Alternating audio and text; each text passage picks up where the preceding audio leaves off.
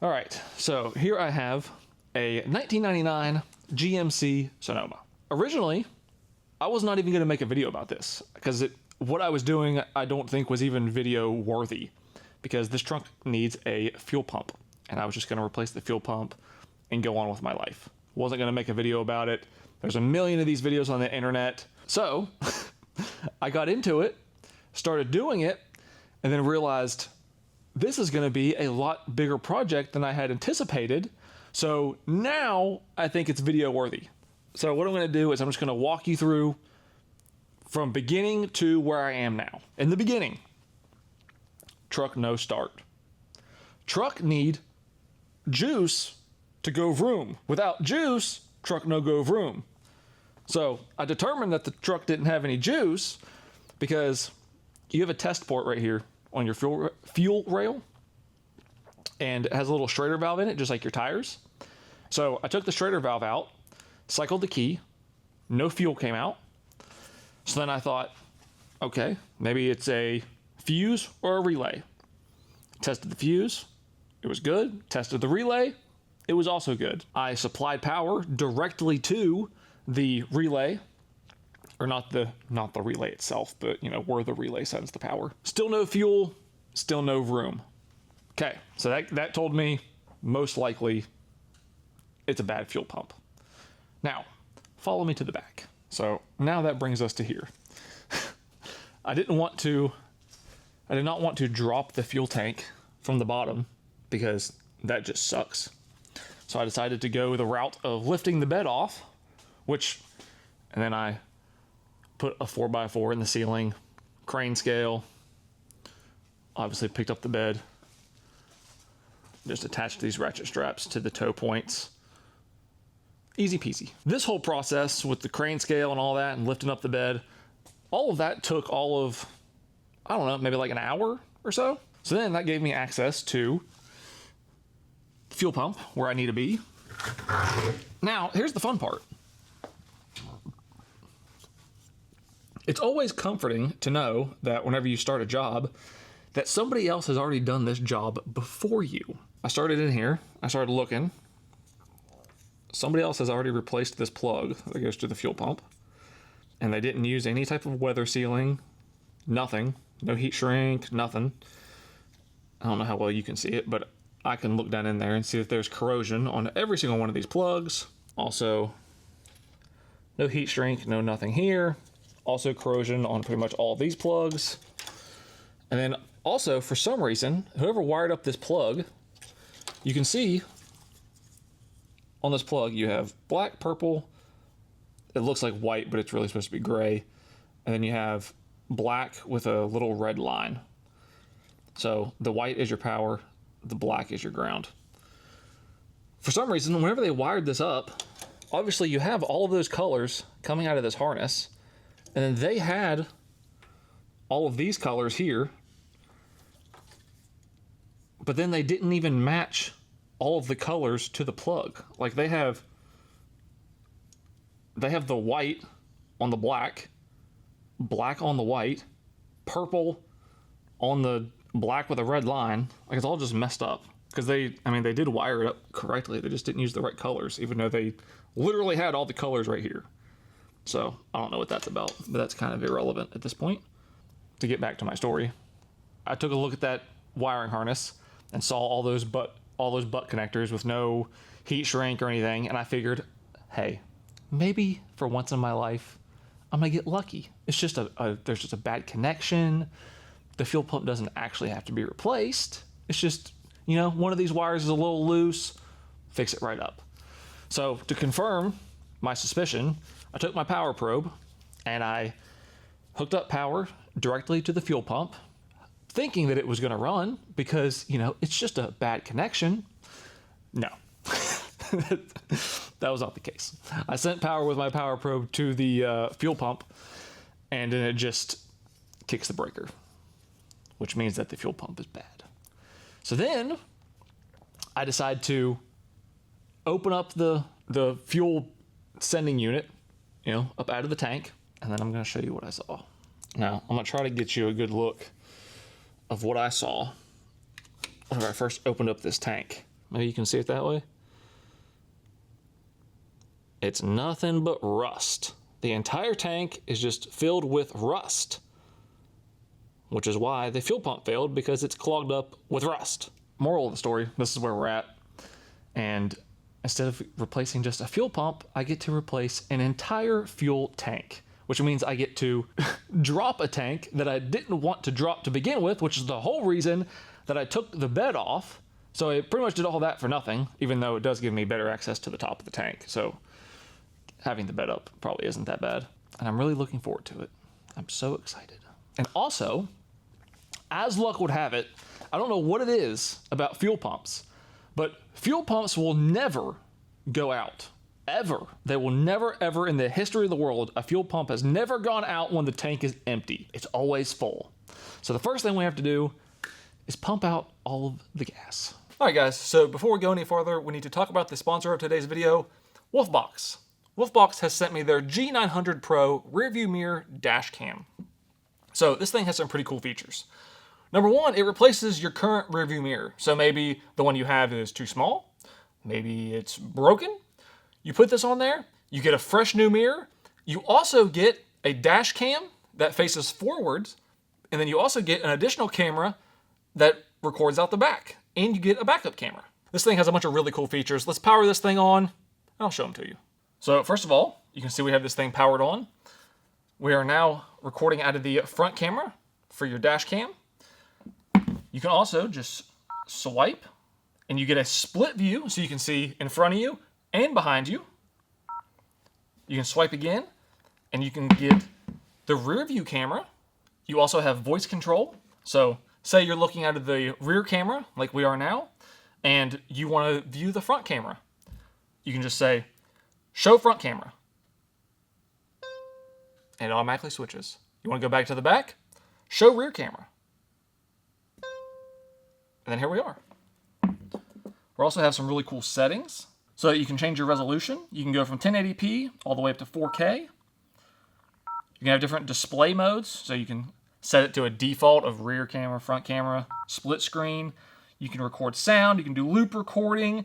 You have a G sensor. So if a certain amount of Gs are detected, it will start recording. You can set up your voice control.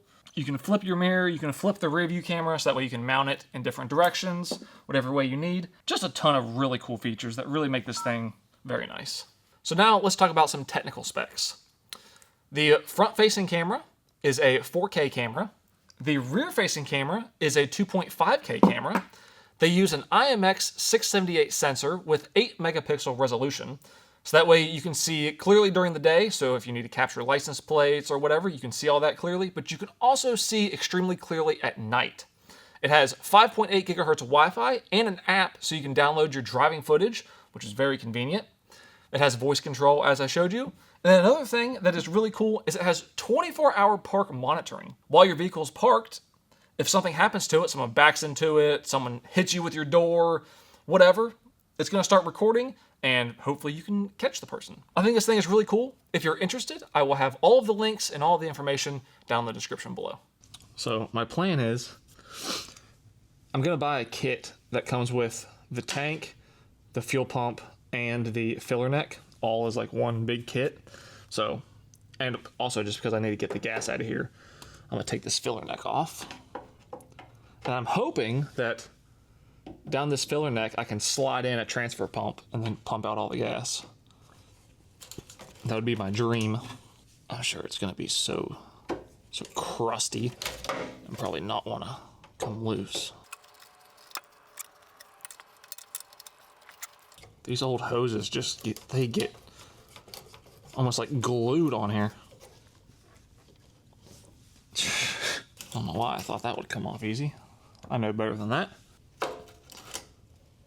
Oh, I'm gonna be getting somewhere.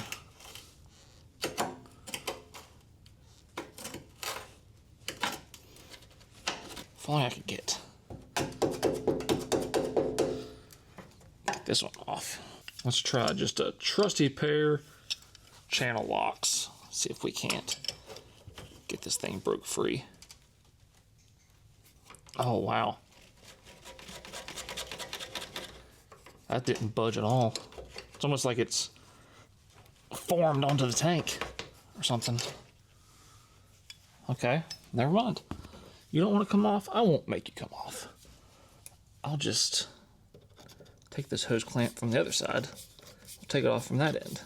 There's always more than one way to skin a cat. I don't know why I always choose a screwdriver whenever I could just choose a socket and do it so much faster. All right, let's see if you break free.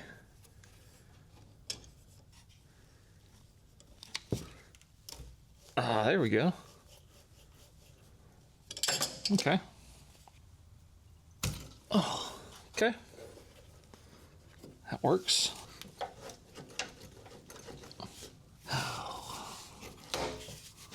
Ah, there you go. I was gonna say, why must you fight me? Okay, we'll just sit that right there.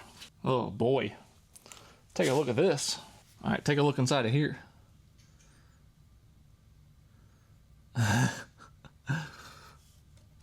That is, that's what the whole inside of the tank looks like. Kind of just like chunky and rusty. I don't know why. Oh, there we go. Ew. That's so gross. I hope I can pump out some of that. My plan is I have this tank. This is obviously diesel. I use this to refill my diesel heater. And I have this battery powered pump on here. I'm hoping I can just slide this thing inside that hole, pump out the fuel, and then whenever I go to drop the tank, hopefully it'll be nice and easy, and it'll just be a smooth process. No mess, no fuss. So that's rarely how my life works out. I also hope I don't ruin this pump, because it's like, I think it's like a $120 pump. And it's really, really convenient. But if I do ruin it, but it works, I'm happy to make the sacrifice. Okay, we're already leaking diesel. I don't miss that smell. Let's just, you hear how crusty that is? Let's just dump that in there, I guess. And let's see if we can.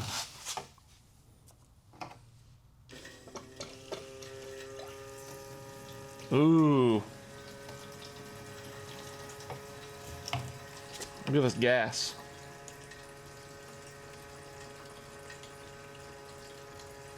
It's working, but that gas is orange. It stinks too. It almost I almost want to say it smells fermented in a way. What sucks even more, I'm about to find some more empty cans, because this tank, I think it's like a 18-gallon tank or something.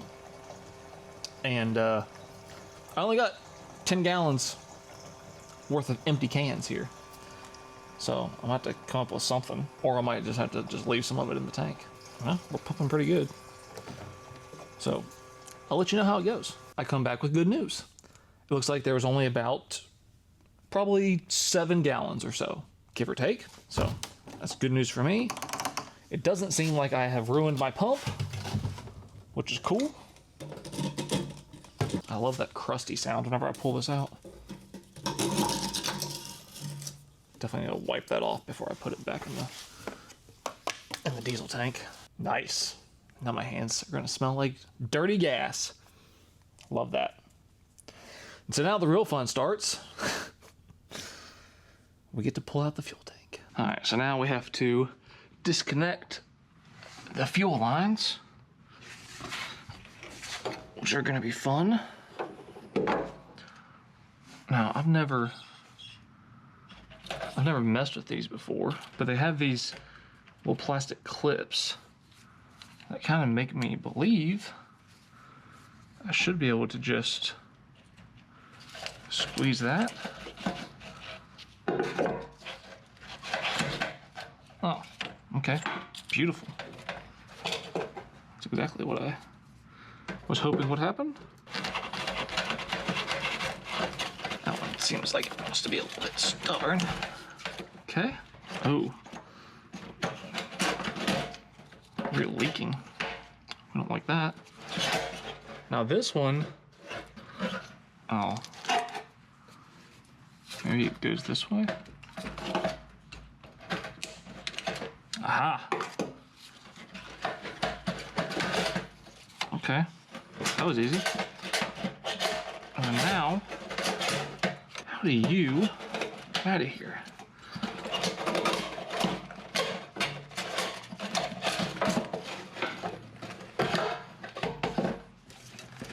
Like that, I reckon. Ooh. Yikes. Surely that can't be the source of our failure, could it? All that rust and stuff? That surely wouldn't do it. Oh, look at all that. Just dirty rust. Ew. Nasty. Alright, now you should really be able to see the horrors inside of this tank. Ooh. Yeah. Yeah, look at all that. Look at all those chunks over there. Surely that's not why the fuel pump failed. No way. Alright, so our next step, I think, is to take this nut off, because we got this like plastic cover. I don't know if that nut is even gonna do anything for us. I don't know if there's anything under there.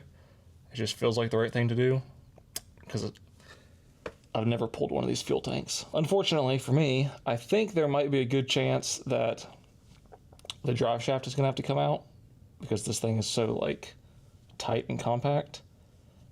I hope that's not the case. I don't feel like pulling a drive shaft. So this is a 13 millimeter. Let's pull this off and just see if it does anything for us.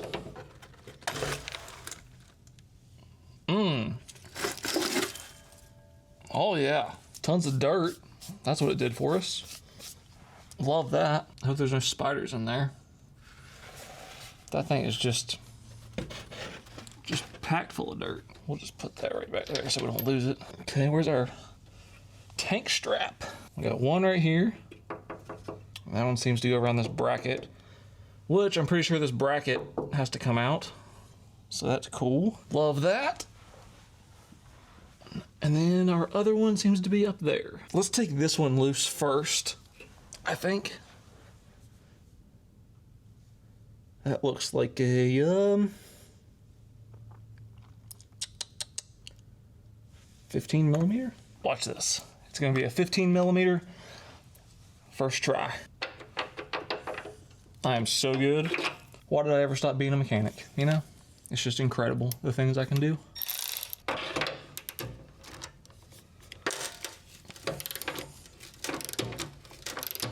Yeah, I had a suspicion. I think I might have mentioned this before. I had to have a suspicion that this, well, not a suspicion. I know for a fact someone's been in here before because of how that connector was put together.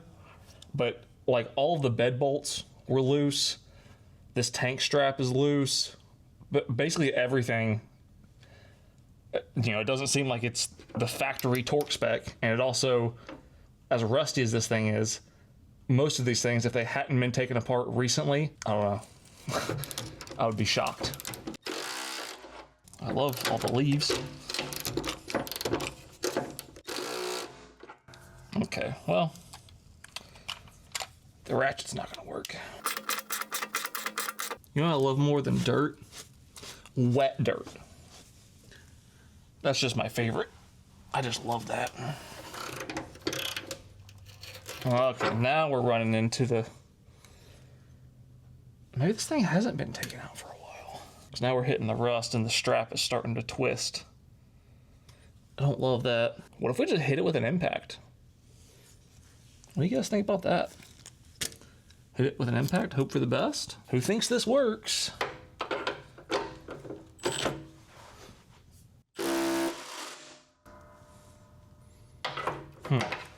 What happened?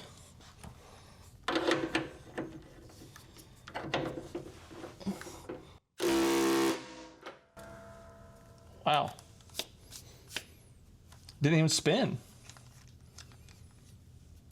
So we're gonna have to bump it up to a 1/2 inch impact. All right, this is gonna That's gonna break it loose.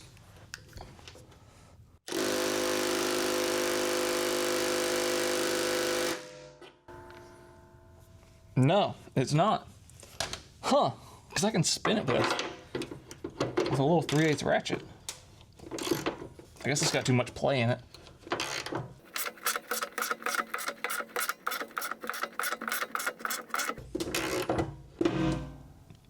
Ooh.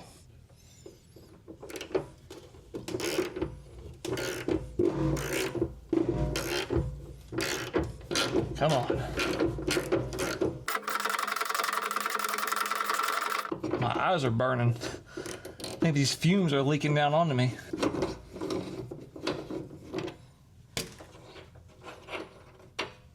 Okay. Not sure why an impact couldn't get that off, but a little 3/8 ratchet could. Oh, I'm gonna sneeze. Okay. So that's loose. I don't know how well you can see it, but our other bolt is right there. I don't know if this little 3/8 ratchet's gonna do it.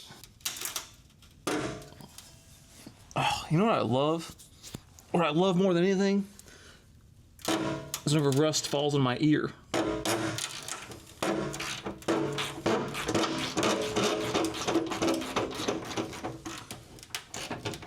See what I mean about someone's been in here recently? If this was the stock, like if nothing had been touched since 1999, I would not be taking this off with one hand.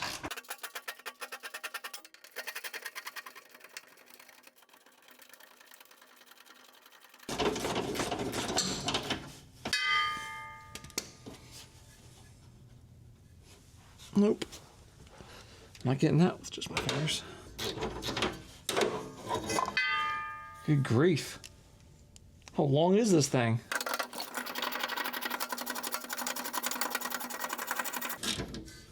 Come on, okay, this thing's gotta be... I mean, where does this thing go? Like from the rear bumper up to the oil pan?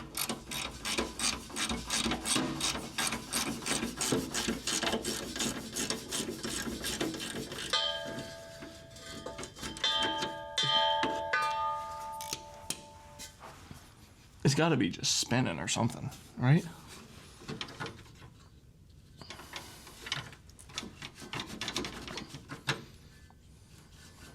Or there's like a nut or something on the other side.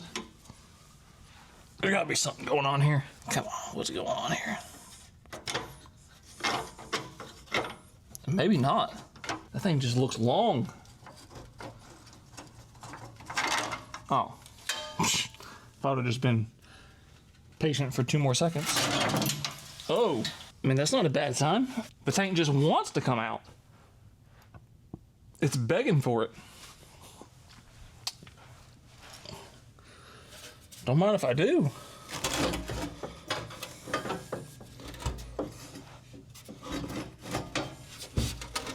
If you want to come out, I would love for you to come out.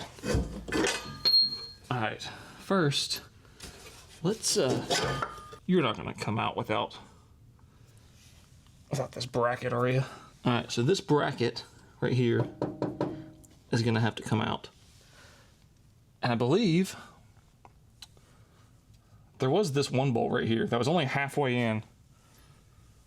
This one, I don't know why it was only like that far in. And I don't know why. It's kind of concerning. Maybe somebody just got lazy. But I think we gotta take, I know for sure this one, I think also this one, and maybe both of these to get that bracket out. I think this tank might just drop right on the ground as soon as this bracket comes out.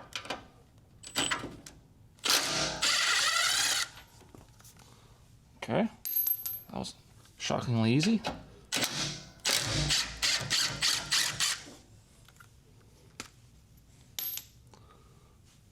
Okay.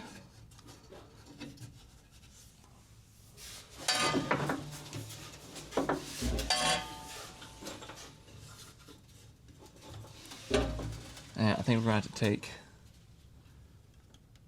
both of those out. Although something happened. I don't know if it shifted or what.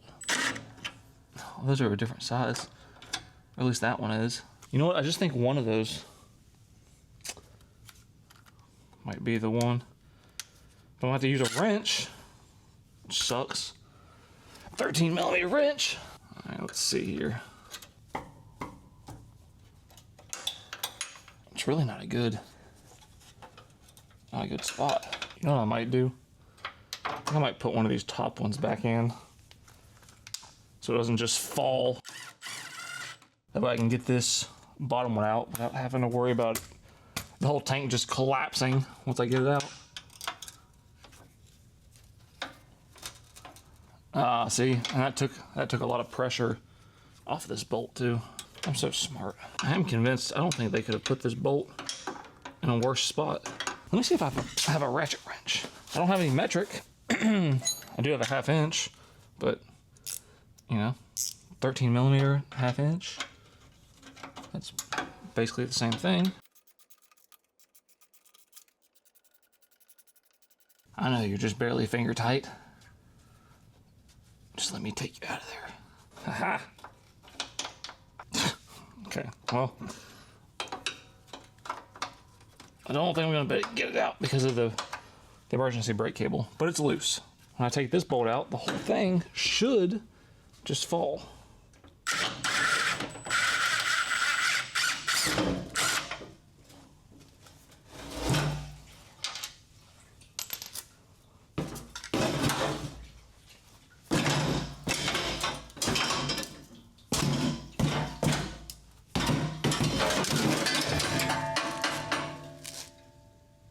Beautiful. It's exactly what I wanted. All right, so there you have it. Fuel tank out.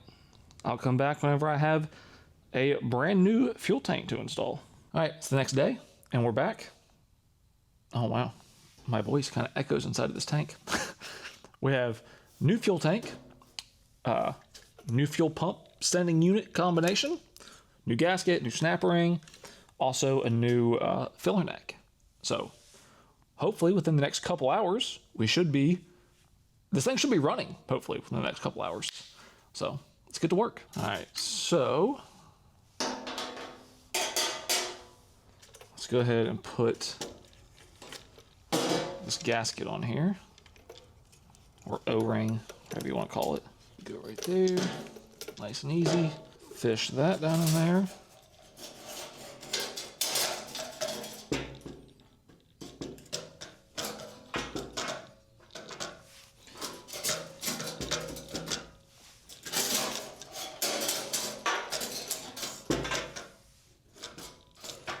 I feel like there's something going on in here that shouldn't be going on in here. All right. Let's do some investigation. I think we're fine, actually. It just sounds scary.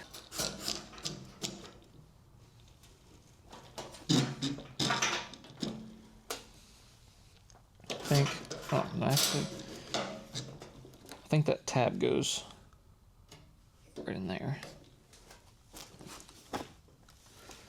Man, you gotta really force that in there or what? I feel like that should not be that difficult to seal. Okay, you know what? I'll just come back when this is done because I'm gonna probably say a bunch of cuss words to make this fit. So, I don't really know what happened. I guess it was camera shy.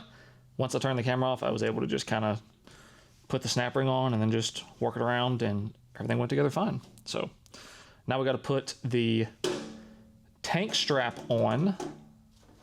And I do have a new strap, but I think I'm just going to reuse the old strap because the new strap is just the strap, not this bracket.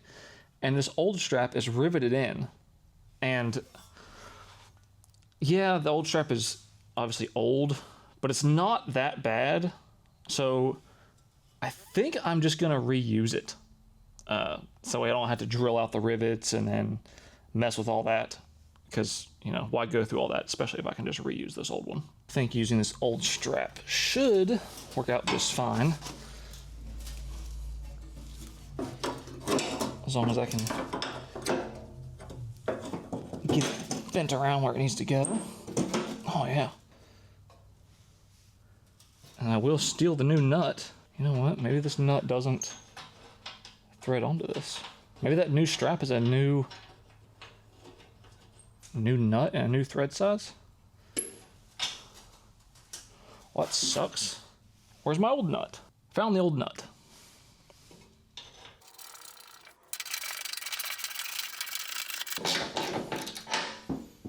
I don't know if I want to tighten it up that much. Well, I guess that's actually pretty tight. Because I want to have at least a little bit of wiggle room, because I don't remember exactly where this strap sat. I do think it was a little bit more this way. Something like that, maybe. This way I should, this can support the weight of the tank. I can just put it up under there and then put these bolts back in to hold it in place. Then I can put the final torque on this and then put the other strap back on, which sadly, I don't think I'm going to be able to use the new strap on the other side either, because it looks different. So let's go under there, put this tank in. All right, my safety glass is already fogging up. I'm not trying to get dirt in my eyes. My plan of action, I was going to use the jack and just try to like jack it up and then get it in place. But the way the jack is, every time I put it on the jack, the tank just rolls right off the jack. So that is probably not going to be a viable option. So I think I'm just going to have to manhandle the tank with one hand and then try to get this bolt, hopefully, right about there. So that way this bracket on the other side can support the tank. Let's see how this works out.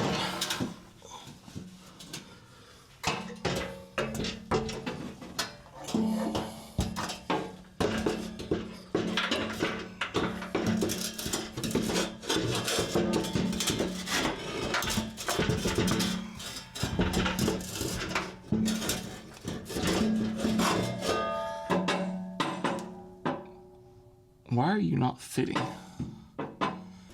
There's no way that the drive shaft is in the way. Come on. I took you out of this spot.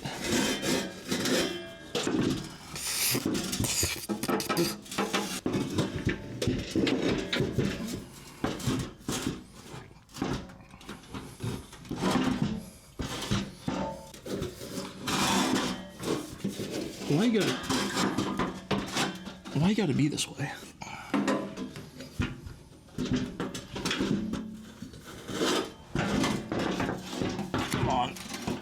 It doesn't have to be this way. We can be friends.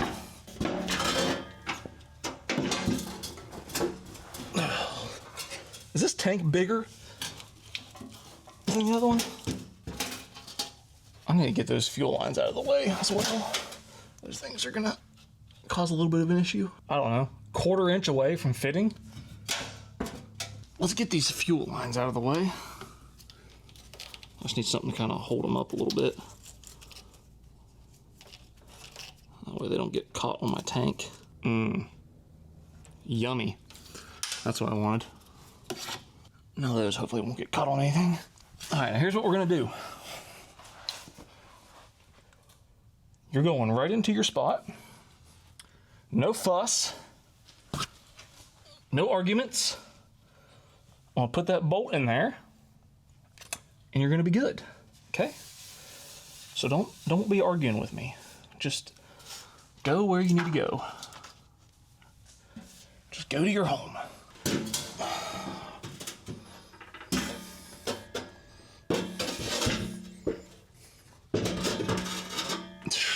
I think I'm gonna take the drive shaft out. It's just, when I'm touching the drive shaft, we're probably 2 inches off over here. Unless I can go sideways maybe, and then flip it or something.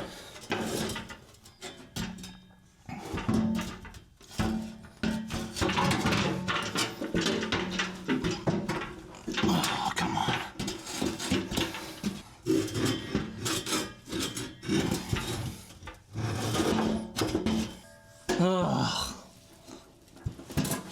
Drive shaft has to come out.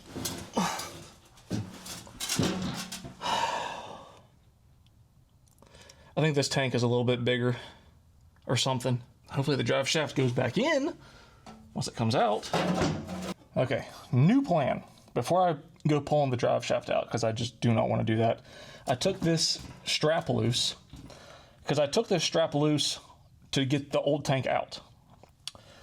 So I think if I take this strap loose, and then if I can, I don't know, get 6 hands and manhandle the tank and the strap and the bracket all at the same time, and then finagle it all in there at the right angles, I should be able to get the bracket to fit, get the bolt in there, and then put the strap back on. That's my wishful thinking for now, at least. This is just ridiculous. I don't know if this is even going to be worth it.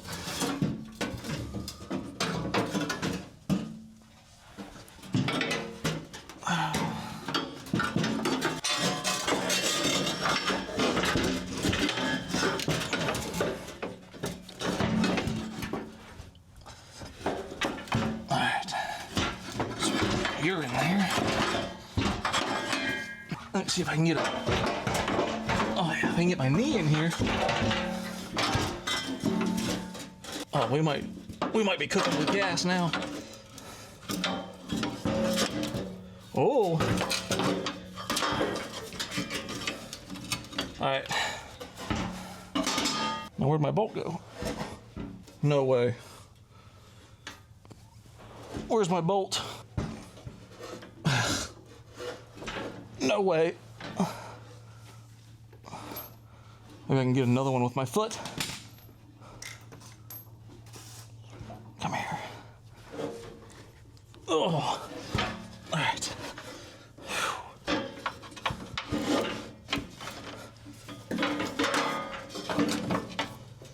All right.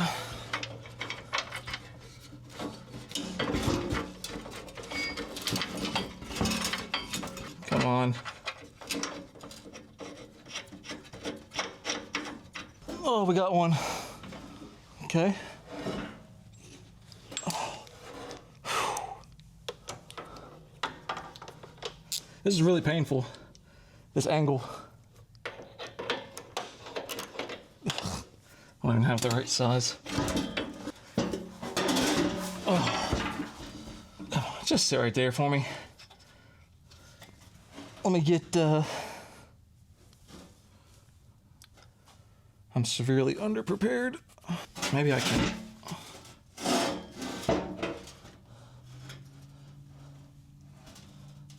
Surely you won't fall, will you? Okay, stay right there. Be good.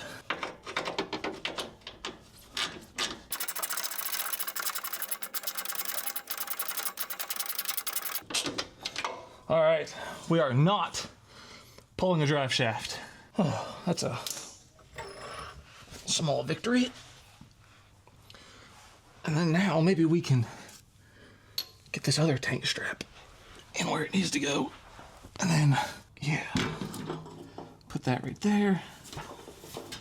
We'll put this other tank strap where it belongs.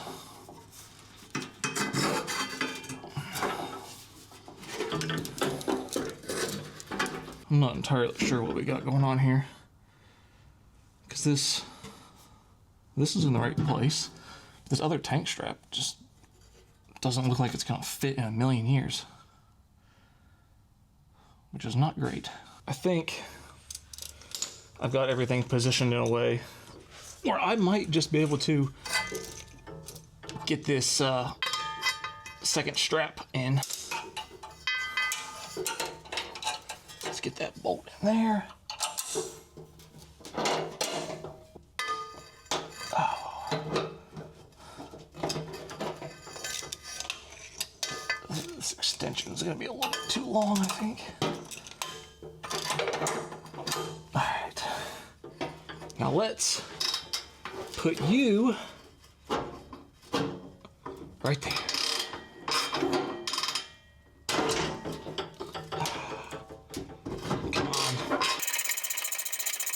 Threads grab.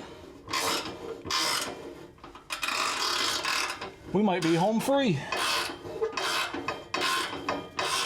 I think it grabbed.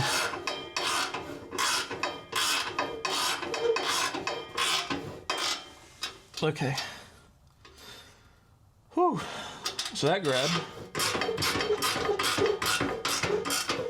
That's a good sign. As for the rest of this tank, I'm gonna tighten this up just a little bit, and then I'll finish it off whenever I get the bolts in that bracket. All right, now let's focus on getting the bolts in this bracket. All right, the rest of these bolt holes seem to be lined up, which is beautiful. I love that. I think this is the one that the bolt wasn't even in all the way for some strange reason. We are cooking right now. Now let's see if we can get this bolt in there. Oh yeah. We got all those in there. And then this one. I think this one, the previous person might have stripped this one out. Or maybe not. I don't know.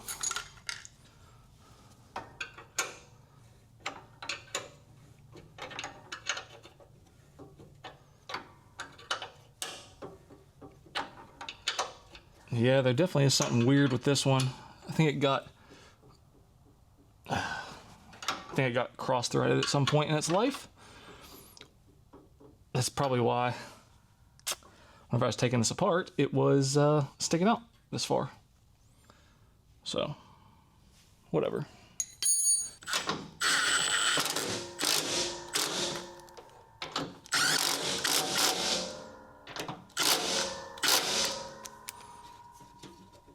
Oh yeah, we're good.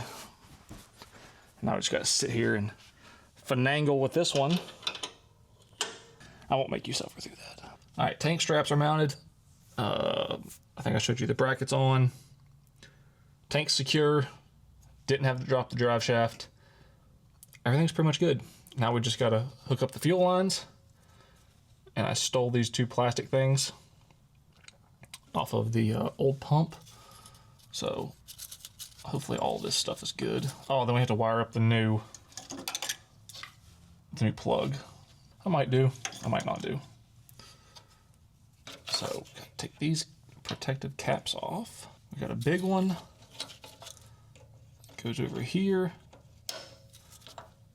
A small one. It goes right here. And then we should just be able to hook this up here.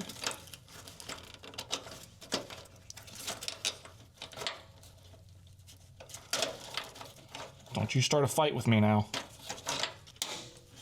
Ah, see how easy that was? Now this is an example for you. Watch these other ones. Watch how easily they get one.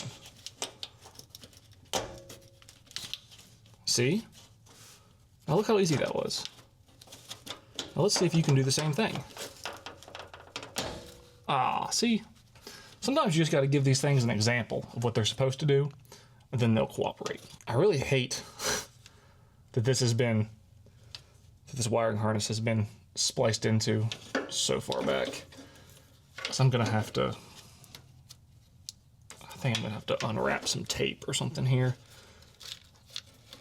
and then splice farther down the line, which I don't love. Why can people not just do things right the first time? So I'm just gonna slowly cut into this, because I think this is all just tape, just like old decrepit electrical tape. I'm gonna be real careful not to splice any wires. I love when people just cover things in electrical tape. It's a very delicate process. I feel like a surgeon. Okay. Oh, all right. Here we go. Okay, so that plug I'll just leave alone. This one I'll cut into this and splice into that. I'll just cut it off here, and then I'll have all my wires. Let me see how much wire I got actually on the new plug. One thing I don't like is with this new plug, they sent the exact same type of connector Just no, like, weather sealing, nothing. This is just a breeding ground for corrosion. And for whatever reason, this comes with another tank seal. Oh yeah, we got plenty of wire. I can cut back as far as I need to. So we'll just snip it there, there.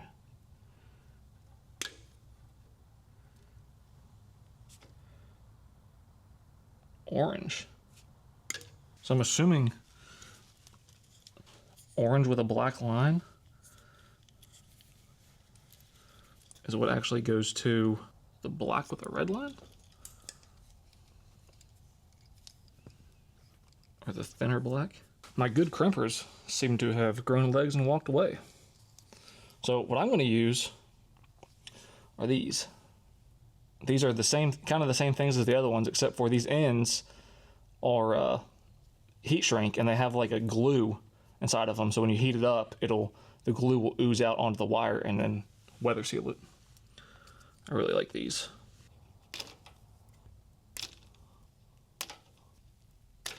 These actually might be a little bit too big, to be honest.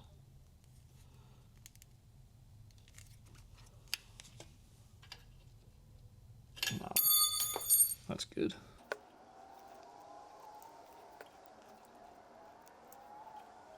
That's a little bit long. We can trim that down a little bit. Okay. And then we can just match everything else up. So the far right goes to the orange. Oh, come on. Don't do that to me. Okay, so you are going to do that to me. That's cool. That's okay. Cut you off and try again.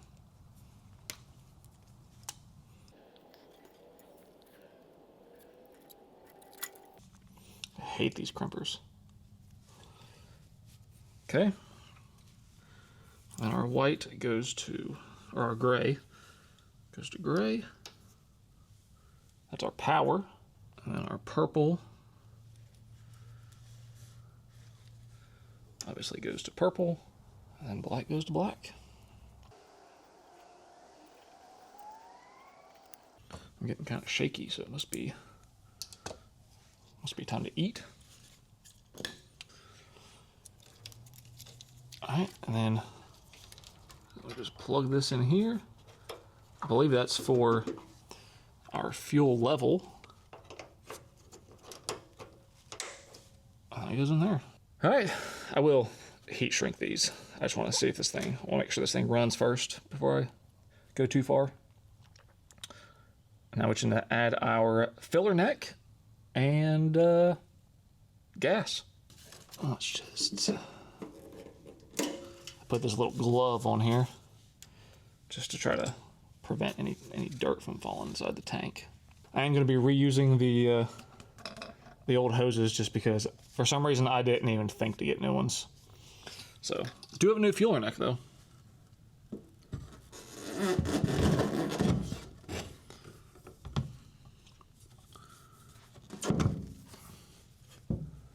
I feel like that fueler neck is way longer than the original one. Okay, so I actually did all that for nothing, I guess. Because, yeah, that's not going to work. That is way longer. Well, that really sucks. Because this fuel neck is very crusty. Okay, so maybe what I'll do is I will just put this one on temporarily. And then I'll have to track down a regular one.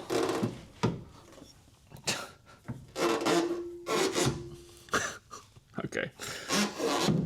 That's obviously not going to fit. Okay, so I guess what I'm going to do is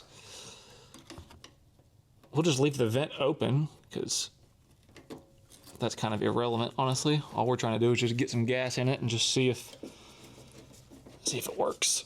That'll be good enough to get some gas in it. And we'll start this thing up. All right, moment of truth. We should be good to go. Got gas in it, battery chargers on it. Also, I think I forgot to mention at the beginning of this video that this thing has been sitting for almost 6 years without running. So, I don't know if it's going to start. I'm just hoping for the best. I should probably put the battery charger on start mode instead of just charge. Put it on 50 amp mode. Hopefully we get lucky. Okay. Oh, I heard a fuel pump. That's always good. Ooh, there's something going on in there.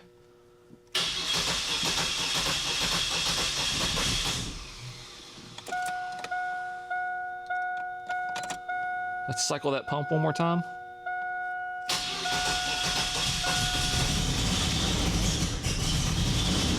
Oh.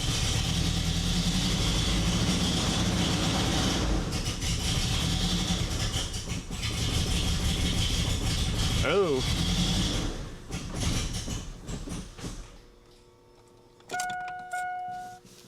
Okay, well, that is better than I expected. So it runs, technically. I don't want to push it too hard just because I don't really know what all's going on. I did obviously check it, it had oil. It doesn't really want to idle. Obviously you can tell it's running really, really rough. I'm imagining that there's probably something else going on in here that I need to figure out. I don't think it would be a bad idea to start diving into like the throttle body. I'm pretty sure the idle air control valve is a common problem on these. That's where we're going to go next, is probably throttle body, idle air control valve.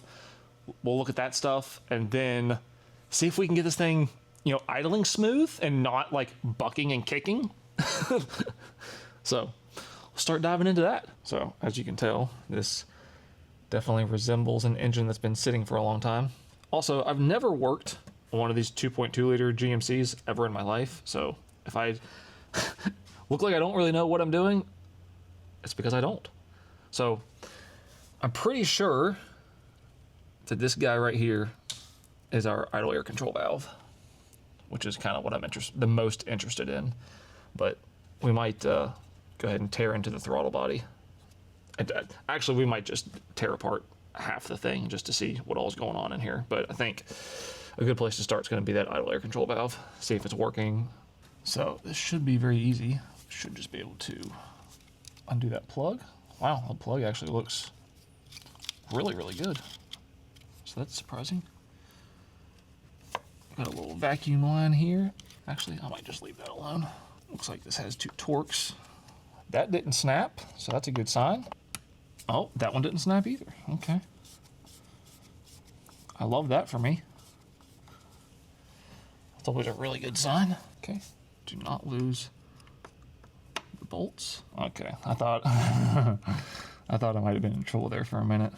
It was starting to, you know how those bolts are, when they get loose and then they start to get tight again.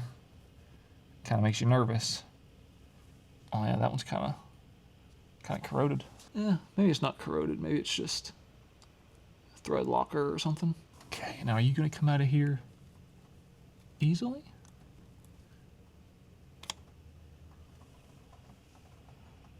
Ooh, that thing is full of carbon. The thing is just all carboned up. Oh yeah, tons of carbon in here.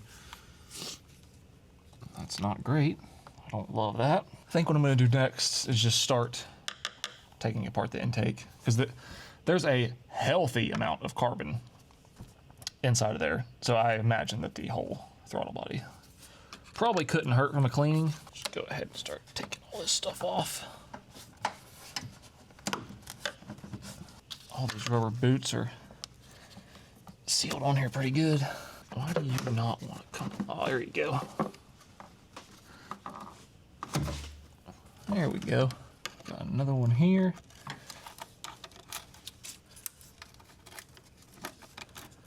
Looks like we got 10 millimeter there. Maybe a 10 millimeter. There's no way there's just one, right? I'm only seeing one, but I don't believe that. I'm sure I'll find the other one once I take the first one off.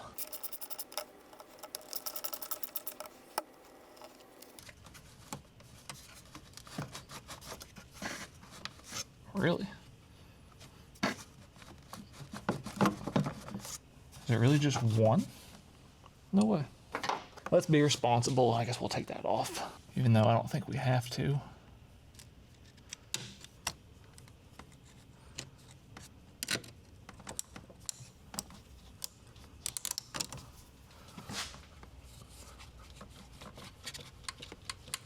Are you gonna come up there or what?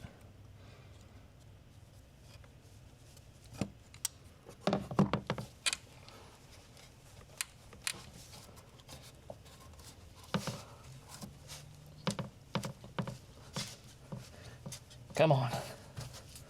There you go.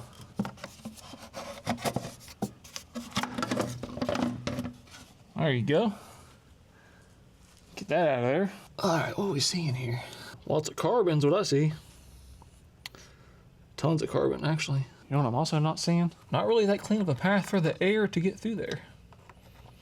So that's interesting. Oh, yeah. That thing is dirty. Disconnect this.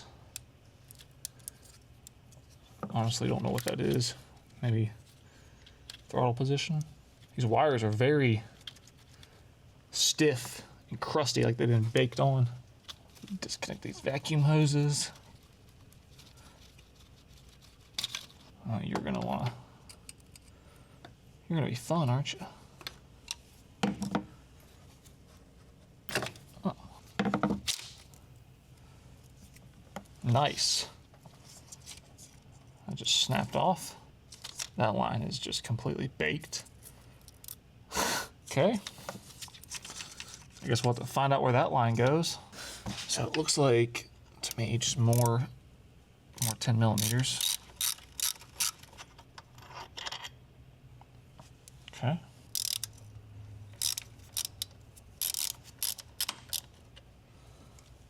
Look at this valve cover. Also, I didn't notice that there's a hose right here. What is this, PCV maybe?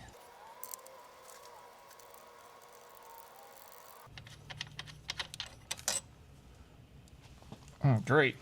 They're different sizes.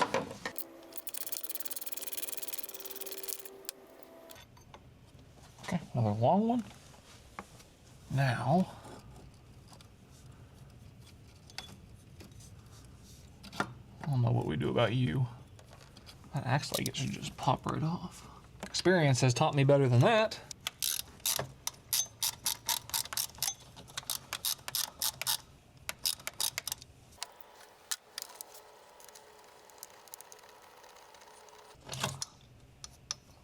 Okay.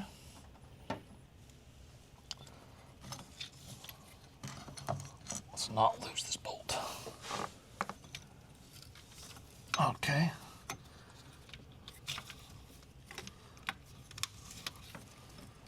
Now you seem like you probably just... How do you come out of there? Why must you be difficult?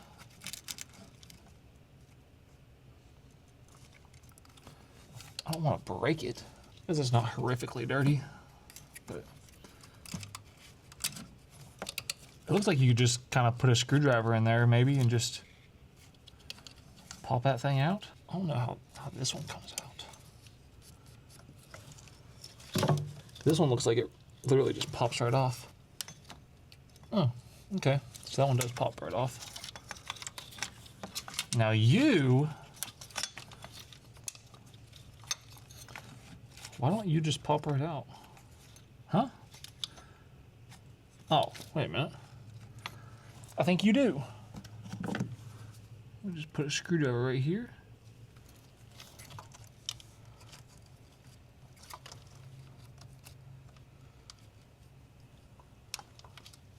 Okay, you do pop right out.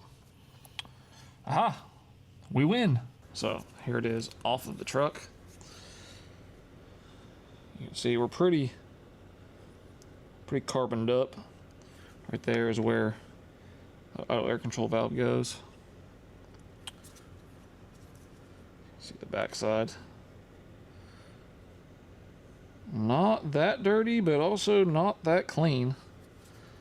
This moves freely though, so that's a plus. I think I'm just gonna soak this thing down with brake cleaner see what all I can get out of it, and then we'll pretty much call that good for this. All right, now we're back. A couple days later, I have a brand new idle air control valve. I can't remember if I showed you guys the cleaned up throttle body or not. Not perfect, but I got it pretty clean. So we're gonna get that installed. I did disconnect the battery because apparently this truck has to do some type of idle air, like whenever you replace the idle air control valve, it's supposed to do some sort of relearning procedure so that it idles correctly. I tried, you guys saw that I did break this vacuum line accidentally. I tried to find a replacement line, could not find this exact line since it's like, it's not just a regular line, it's like formed to fit where it goes. And I'm 99% sure that this vacuum line goes to the fuel pressure regulator, because it connects to the fuel rail. So I just ended up cutting the line back and then putting the rubber boot farther back on the line, and it should reach fine. What else? Oh, and then I was concerned that maybe the fuel system could be contaminated just because of how dirty and how filthy that gas was inside the tank, and I was worried that maybe some of that dirty gas could have come through and like clogged up an injector or something. I don't think that happened, but I will show you what I did. I did rig up like a little thing, and I think I showed you over here is the like fuel rail, I don't know exactly what you call it, but the fuel rail connector thing, whatever, where you can connect a pressure gauge and see if your fuel pressure is the correct pressure. It just has like a Schrader valve in the middle. I took that Schrader valve out and then cycled the key a couple times and squirted some gas into a bottle, and then that's what came out of the fuel rail. And you know, that looks just like the gas that I put in it. So I think as far as the fuel system goes, we're perfectly fine. I'm hoping that just, you know, if we replace this idle air control valve, clean the throttle body, do the relearn procedure, I think we should be all right. So let's go ahead and get this thing reinstalled. We're gonna have to finagle this again. I think we might be able to just pop this in there. Yeah, okay. That was nice. And then this went right there. There we go. Okay. And that can bolt back there, and then we'll be good. Bolt this back up where it goes. Both of the long bolts went on the top.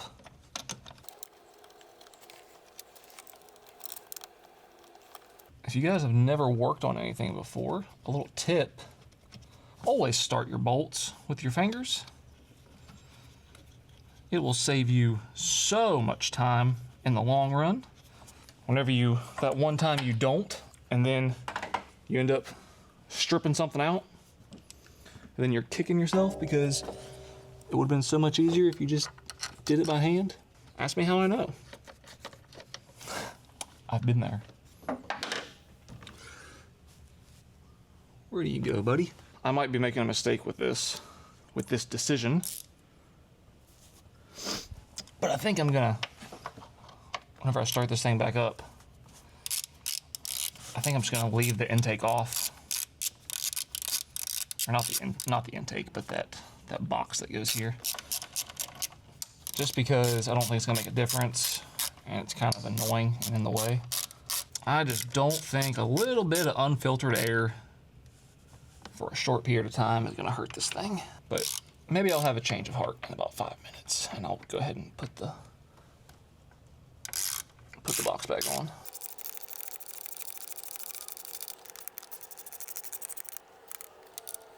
Oh, and then if everything goes well, I also got the new fuel filler neck. So if everything goes well, we can drop the bed on this bad boy and we can get this thing hopefully done and wrapped up. Throttle position sensor. Plug that back in. Here's our little vacuum line that we just cobbled together. That should work fine. I believe that vacuum line goes there. Where's our fat vacuum line? That one goes there, I believe. Oh, you know what? As much as I don't want to, let's put that stupid box back on, I guess. That's your home. Oh, there you go. Look up our new idle air control valve. Don't forget this little vacuum line here. Okay, got that vacuum line, we got that vacuum line. This one goes here, we got that one. Throttle position sensor. Bingo bongo, what else you want? We'll put our stupid box back on. And that slides into this.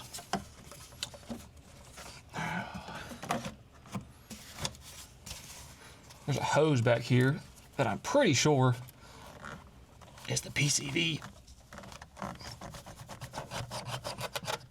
Okay, so that slides in. That goes in there. That goes in there. Wow, look at us. Everything just going back together. Easy peasy. Positive vibes. This thing's gonna start right up. It's gonna idle like a champ. It's gonna idle better than it's ever idled in its life. And if it doesn't, I don't know, maybe I'll throw a fit or something. Say some cuss words. Put a curse on it. There's this one screw that goes back in here. Not really necessary for what we're about to do. I'll tell you what, we gotta put this hose back on.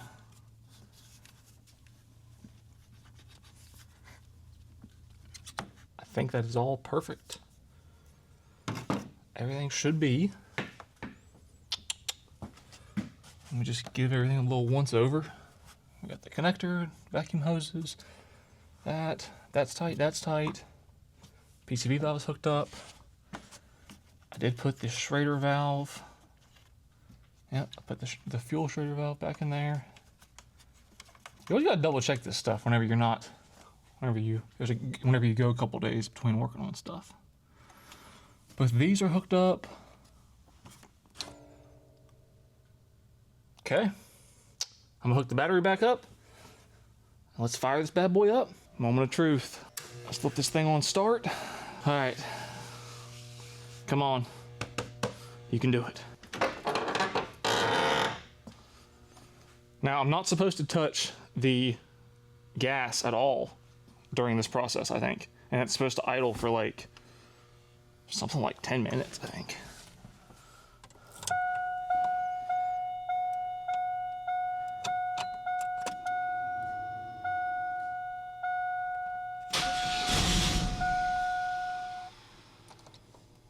Okay.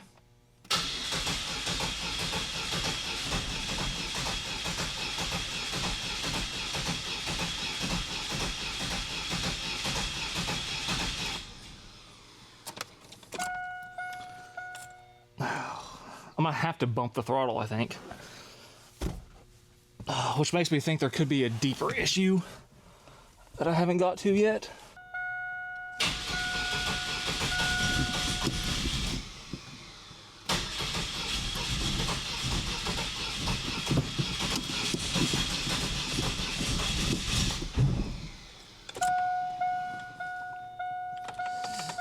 Oh, come on.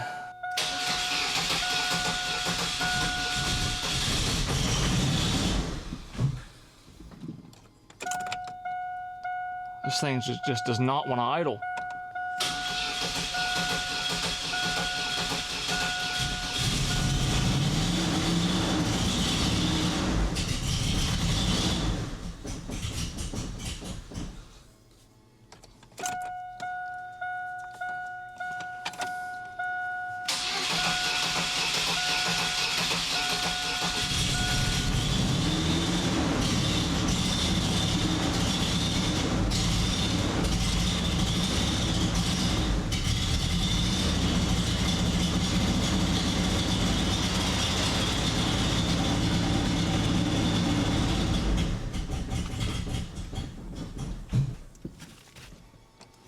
Come on.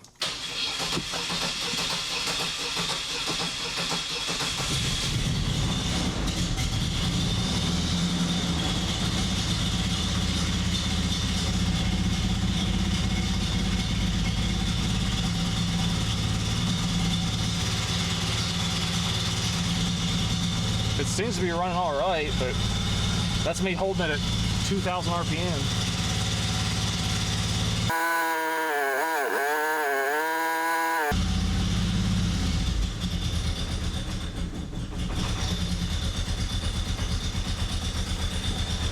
Okay.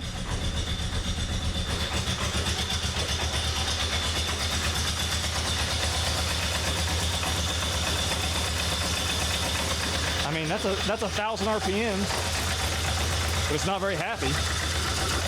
All right, it's getting smoky in here, so I'm gonna open the door and get the fans going, and I'll let it idle for a little bit, and we'll see where we're at. All right, sorry, it's a little bit noisy in here now that I got the fan going to get the exhaust out of here.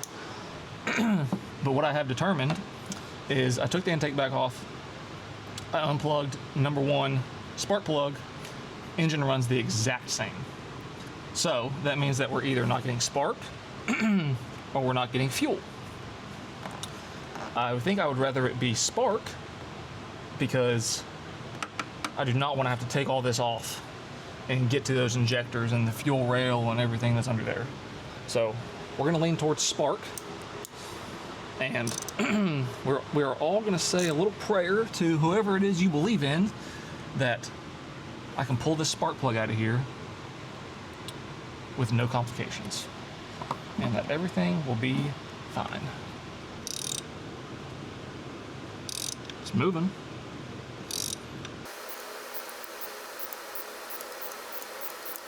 Okay.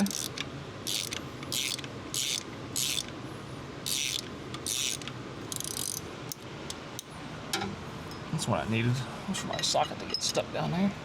I feel like that spark plug's not even coming out, to be completely honest. Oh no, it is.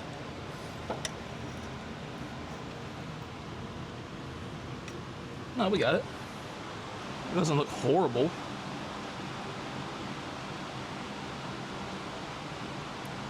Could be better, that's for sure.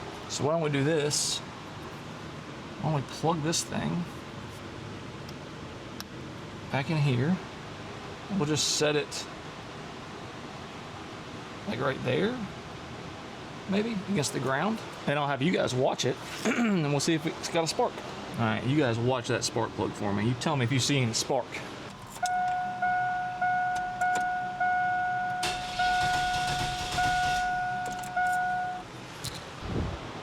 All right, let's see if we got anything. So here's this closer look at the spark plug. I checked the gap. According to Google, the gap is supposed to be 1.5 millimeters. I checked it, and believe it or not, it is, I mean, basically dead on. It's like 0.001 millimeters off. I tried to adjust it the best I could to get it right to 1.5. It does look obviously old, but I mean, I don't know. I'm afraid that we might have a fuel issue. So we're gonna take the bore scope and we're gonna look inside that cylinder. So here's what we got on the bore scope. You can tell we have, I don't know if that, I just don't know enough about these engines. I don't know if that's cross hatching or if that's just scratches. It looks wet. That's either oil or fuel. But we got some chunkies in there. I'm not very thrilled about that. There's also some, you can see, it looks like there's a chunk right there, a chunk right there. I think what I'm going to do is maybe pull the rest of the spark plugs, look at all the cylinders, see how they all look. But I'm not thrilled with what I see. Now we're in cylinder 3. You can tell cylinder 3 completely different, bone dry on the inside. So now the question is, why is cylinder 1 wet? Is that oil? Is that fuel that's not being ignited? I'm kind of having a hard time thinking. It's 4 o'clock in the morning. My fan's making a weird noise. I'm kind of now leaning towards maybe we are getting fuel and we're not getting spark, or we're not getting enough spark, because I showed that there was spark whenever it's outside the engine, but the spark plug was dirty. I did clean it up. Let's put the spark plug back in now that's been cleaned, and just hope for the best. I don't know. All right, spark plugs are back in. Spark plug wires are back on. We're gonna start this thing up. It's gonna purr like a kitten.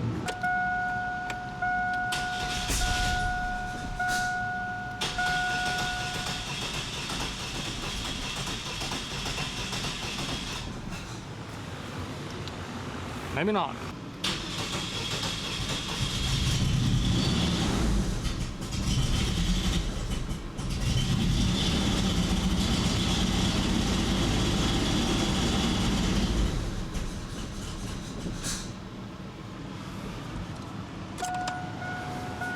Okay, or it's just gonna run the exact same as it did before, no changes. Okay, so that's cool. I love that. I don't know. Maybe it just needs new spark plugs. All right, so it's been like a week or so since I've even touched this thing. I don't even remember what the last thing I filmed was. I know that we had discovered that cylinder number 1 was dead. I'm pretty sure we checked for spark. We had spark. I checked the spark plug wires, they were all good. I checked the coil packs, they were all good. And then I was leaning towards a fuel issue. So I took the connector off of the number 1 fuel injector, tried to test it with my power probe, and I'm pretty sure it's dead. I couldn't get anything out of it. But that is not our main issue now, because in the meantime, I ordered a compression tester kit just to, double check, make sure everything was good. And I have discovered that cylinder number 1 has no compression. And it doesn't have low compression. It has 0 compression, not even 1 PSI. So we have either a stuck intake valve or a stuck exhaust valve. I don't know which one. It doesn't really matter. Thankfully, this is a non-interference engine. So even if we have one that's stuck open by us running it, it wouldn't have hit the piston or anything or caused any damage. I think we looked into it with a bore scope and everything looked fine. So that's where we're at. So I was looking online. You can get an engine for about $2,000, which is a whole lot of work I don't want to do. Or you can get a new head for about $500. So long story short, this thing needs a new cylinder head. So that's where we're at. I don't want this video to be 17 hours long, so I'm not going to have you watch me undo the whole thing, but I'm going to start tearing this thing down.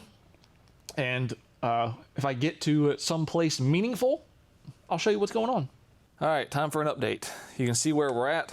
You can see that I have made it pretty far. And the reason that we have no compression on cylinder number 1, right there, you can see that the push rod has come out from underneath the rocker arm. Most likely due to a collapsed lifter is going to be my guess. I need to keep tearing this thing down. Like I said, I've never worked on this before, so I need to do some research. I am almost positive that the head still has to come off in order to get to the lifter. So that should be fun. That's where we're at. You see this thing is pretty much torn apart. The only thing I'm struggling with is this intake. I think I'm gonna have to take the head and the intake off as one piece. Just because I cannot access these bolts for this intake because they go all the way back in there and there's just no room to get anything. So that's a problem that I haven't tried to solve yet, but this is where we're at. All right, so we're just for funsies, we're gonna pull this rocker arm off and see what we can see what's going on. Like I said, I'm pretty sure it's a collapsed lifter.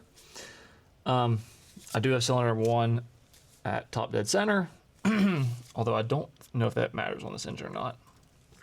Something else I would like to mention And I mentioned this before whenever I was doing the fuel pump about how it feels like someone has been here before. And I have had that same feeling throughout this entire extravaganza so far. Because everything that you see, especially the exhaust manifold bolts, all of those, usually, you know, if you've worked on things before, you know that exhaust manifold bolts, they almost always snap or they're stuck, or they're always a nightmare. Every single one of these was not even that tight. They came out smooth as butter. So that makes me think that someone has taken all of this apart before.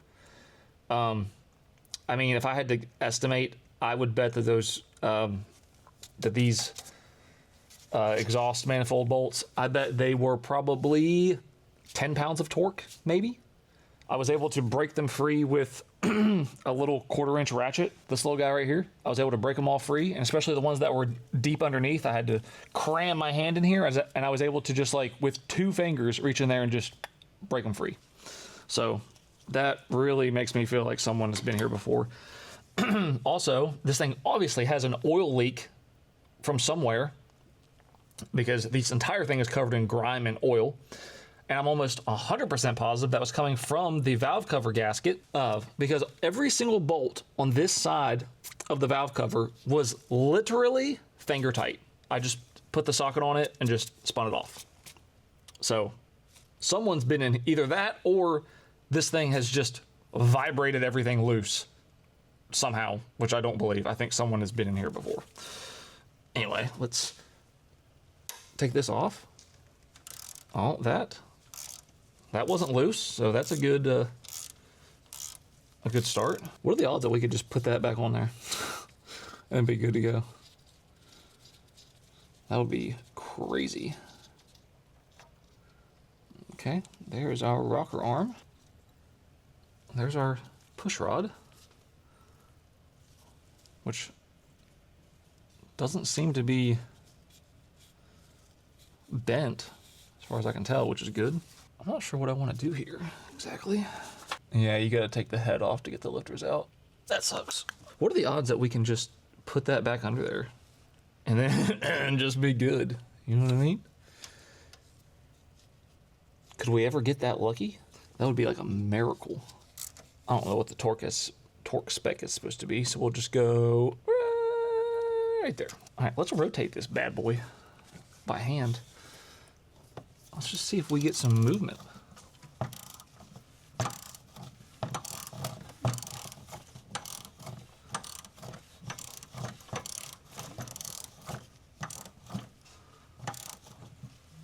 Hey, we got movement.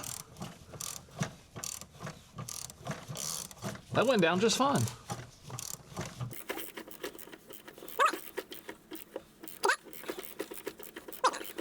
Could that lifter have just like collapsed from sitting for so long, and then when we started it up, it just, I don't know, lost oil pressure, but then like regained it or something? I'm going to do some research and figure out what I want to do next.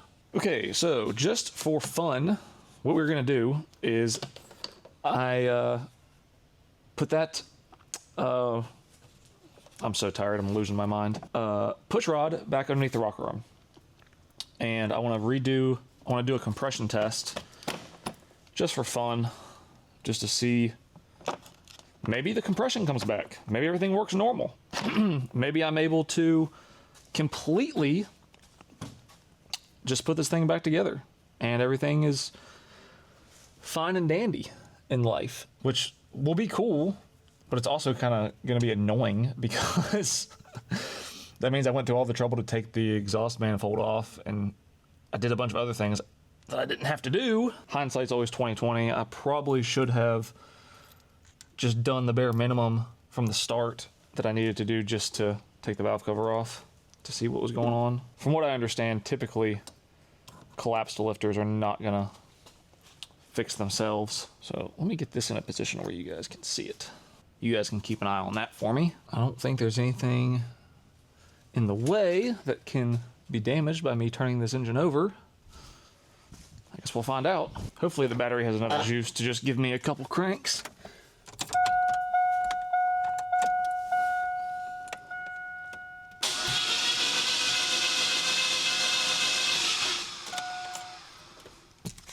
That didn't sound like anything. No. Of course we didn't get that lucky. What is that like? Oh no. It's still 0 compression. Oh, that sucks. I guess we're not gonna get that lucky. Man, I wanna crank this thing over while I watch it so I can see what's going on.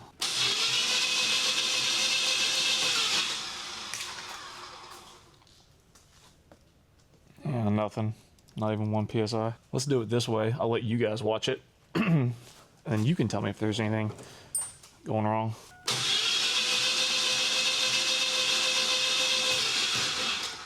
Let me know in the comments. What did you see? Oh, all right. So it's been a battle of the ages, but this head is ready to come off. So that should be exciting. I've never wanted to have a conversation with an engineer more in my life than I have taking this thing apart. All right. So as I suspected, I should be able to pull it off with the intake attached, because I don't even remember what I mentioned or not, but I don't think I could get this intake off with it in here just because of the way it's positioned. So everything should be out of the way. Now this thing should, okay. I was looking online and I think it's only supposed to weigh like 40 pounds. We'll see about that. Okay.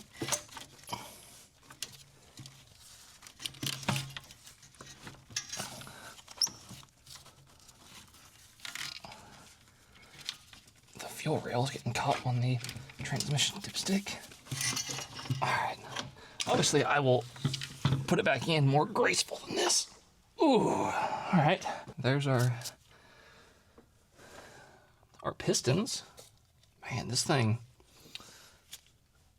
number one, was leaking a lot of oil.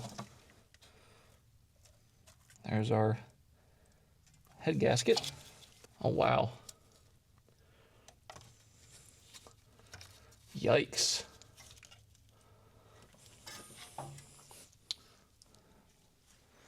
Our head gasket that looks like it was rusting through. Right? Am I crazy? Maybe a little bit broken right here.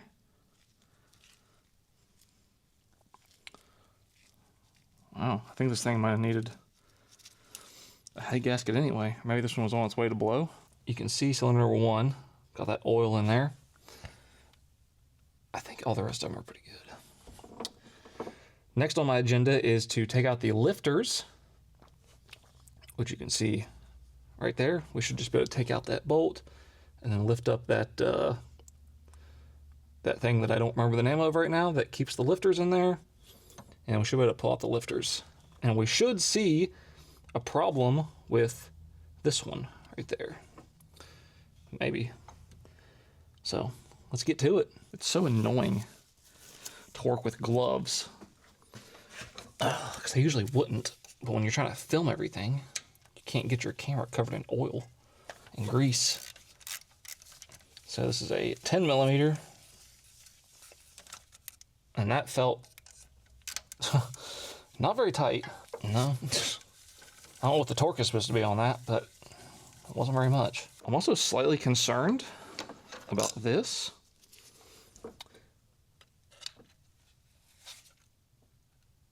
This like goo that's in here. Don't know what that's about, but that's concerning. I wonder if this head gasket was about to, I wonder if it was just a matter of time before this head gasket went. Or I wonder if maybe the head gasket caused this problem. Like, look at that. That is just packed full of what I assume is rust from the head gasket. I don't think the order of these matter, but I'll keep them in order. Okay. There's lifter number one. Lifter number two. Both of these look good. They seem to be rolling good. I'm gonna be honest, I'm not that educated on lifters. So I'm going to have to do a little bit of research on these, maybe. From the untrained eye, they look all right. I'll probably have to roll this thing around and look at the cam, make sure it's not damaged.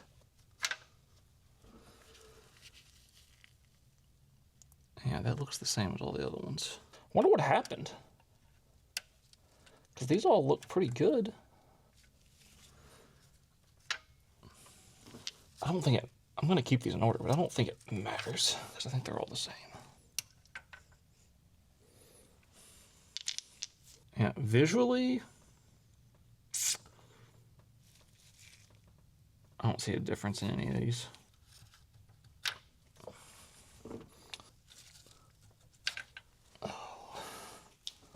All right, so that's that. Obviously, I'm gonna have to go through and clean all this up the best I can. Probably have to flush the coolant through a few times to get some of the crud out of there. All right, let's take a look at the underside of the head. See what we're dealing with. See if we can see any valve damage or just like anything. All right, so here's what our head looks like. You can see cylinder number 1, 2, 3, 4. You can see number 1 is very oily, but visually, I don't really see anything wrong. It looks like the valve is sealing. Well, maybe that one's not all the way. I don't remember if I said or not. I did do a compression test, and cylinder number 1 was getting 0 PSI. I know I told you guys that. But what I didn't tell you, I don't think, was I took off the rocker arms to cylinder number 1, so that way it was no way for the push rod or the lifter or anything to be holding the valve open a little bit or anything like that. And when I took the rocker arms off, cylinder number 1 did jump up to, I think, 30 PSI, but that was it. And I kind of thought like maybe I had, whenever I took the rocker arm off and put the push rod back underneath it, I thought maybe, maybe it had some movement and then maybe it like resealed itself or freed itself up or whatever. So then I put the push rods back on, tested it again, or I put the rocker arms back on, tested it again, back to 0 PSI. Took them off again, tested it again, back to 30 PSI. So something's wrong here.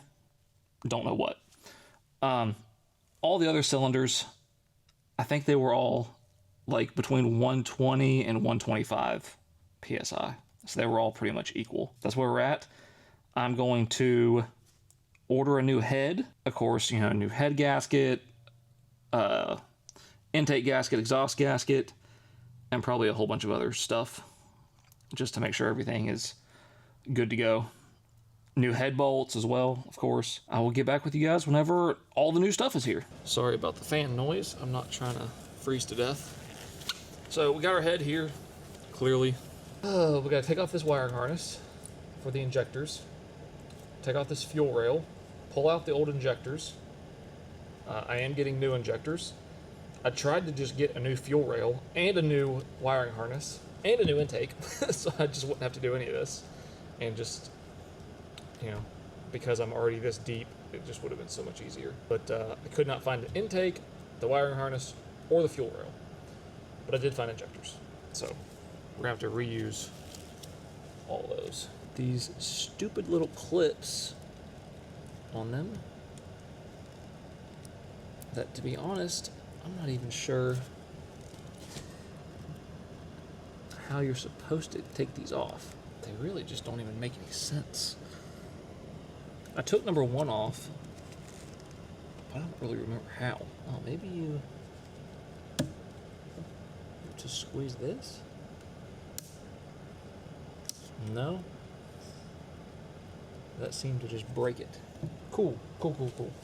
That's what I wanted. Oh, that one came right off. Okay. So why won't you come off? I love that.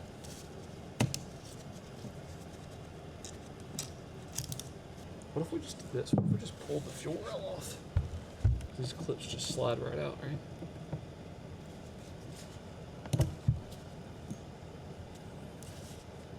course, you're spun around backwards. That's cool.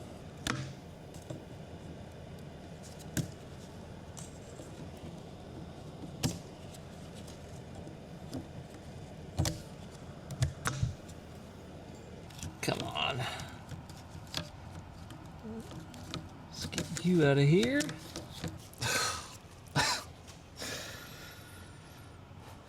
Why's everything gotta be so difficult? If you would just come off of here, that would actually be perfect for me.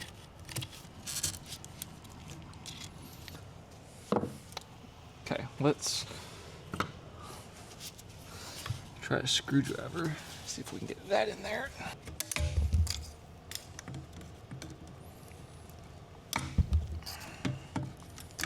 Come on.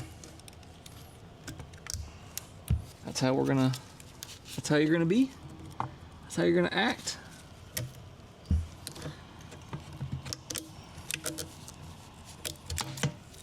Okay. There you go. That's what I thought. Okay. How about that? Now we should just have one 10mm holding this fuel rail on. Two 10mm it looks like, actually.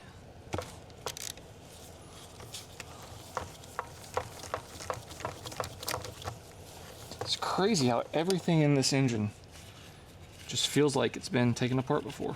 Like, it wouldn't surprise me if this fuel rail had been taken off before. Because, I mean, like, what was that? 3 pounds of torque? Oh. Another 10mm up here.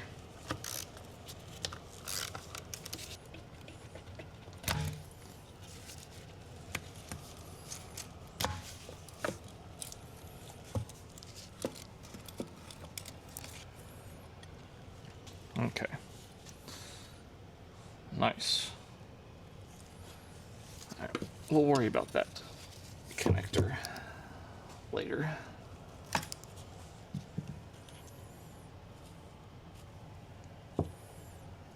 Okay. Now we just need to take the intake off.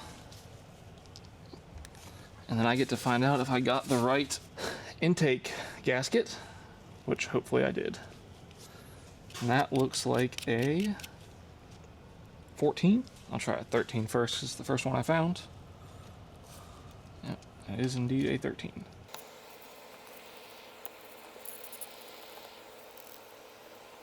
I'll have to remember that a bracket goes there.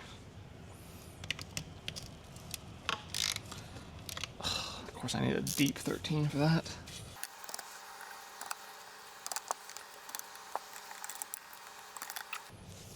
Just gonna get a deep 13.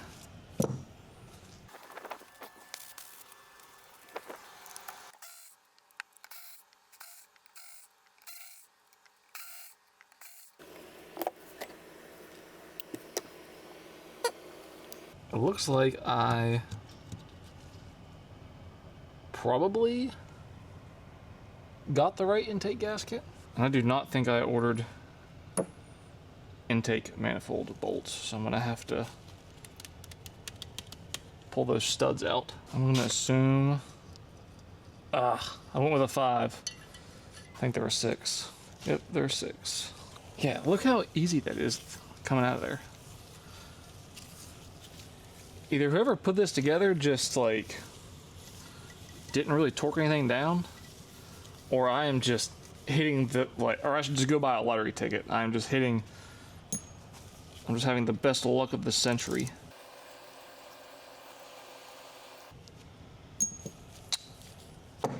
Okay. I think we're good now. That should be everything we need. I think the new head comes with this block plate, and I'm pretty sure it comes with this plate on the back. If it doesn't, I'll just swap them over. But that should be everything we need from our head. Now we can start cleaning up our block. Should probably clean up the intake too. Should probably hose that down with some brake cleaner or something. Our next order of business, we have got to clean up this head. Pretty sure I showed you guys all this crud It's in all of our coolant passages. Well, not all of them. They're not all too bad. This one and this one are particularly bad. I gotta get in here, get as much of this crud out of here as we can. It's not cool. We don't want to get that in there. Oh, cool. Yeah, just fall into the coolant passage. Love that. I need to drain this block, I believe. But lucky for me, the angle of the water pump kind of prevents me from completely draining the entire block. So I love that. I think this would be a smart idea. Let's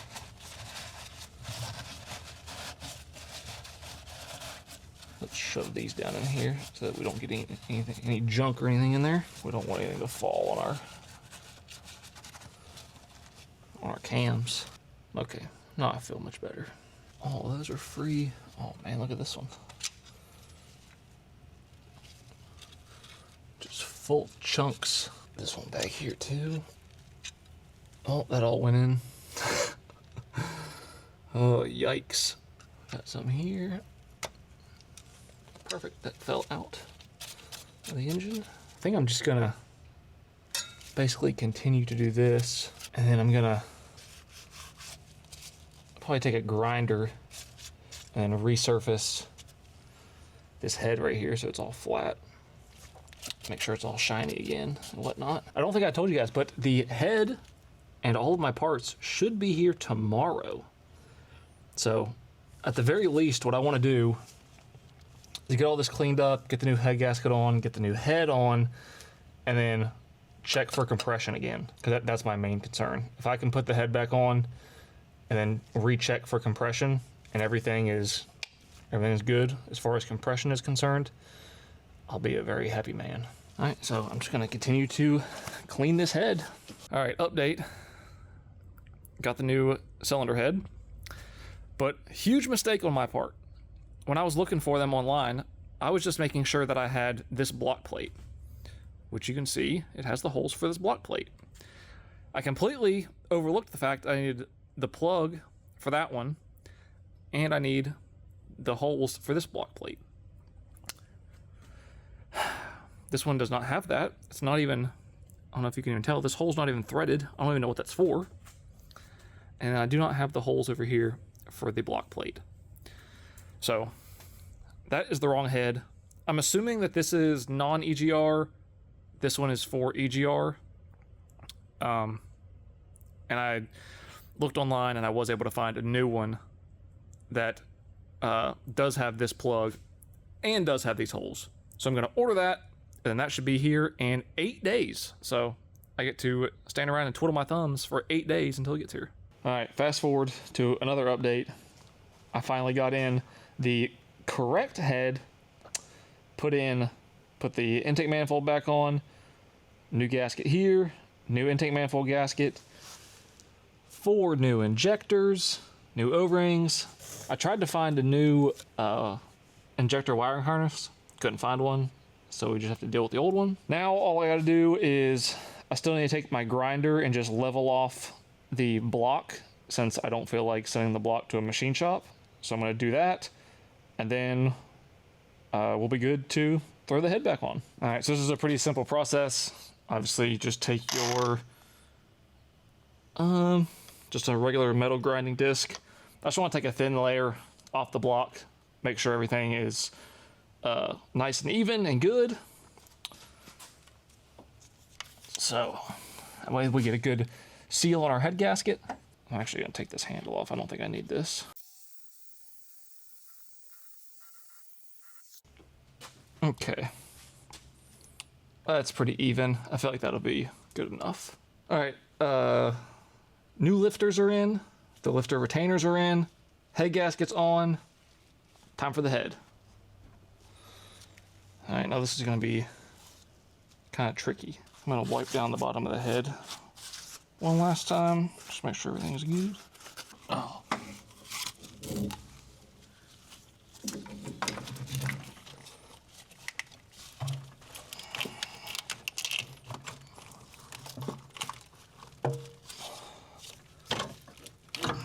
What are we hitting?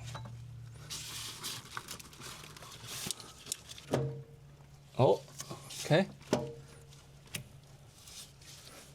There. And we're on. All right, I put all the head bolts in. We have brand new head bolts, of course. Now we're gonna go through the torque procedure. Obviously, I just put them in hand tight. Now this has a very strange torque procedure. So this is what we're working with. You have the inside bolts and the outside bolts. The inside bolts had to get torqued to 46, outside gets torqued to 43, and you do it in that order. I have them all labeled. I just realized I might have to double check this because 1, 2, 3 doesn't make sense. It should be 1, 2, 3. I might have to double check that. Anyway, so you do this to these torque specs, and then you do this exact same pattern again, and you do everything just one 90-degree turn after the 43 and 46, and then you're done. This is gonna be fun. All right, it's gonna be really annoying swapping between 46 and 43 foot-pounds, but whatever. Head bolts always freak me out because I always feel like they're gonna snap, especially not right now, but once I get to the degrees, I don't really like that.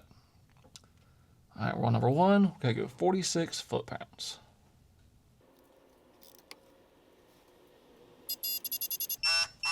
Okay, that's 46. That's number 2.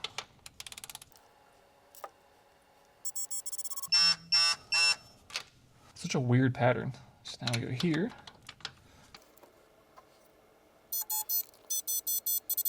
That's gonna get really old really fast.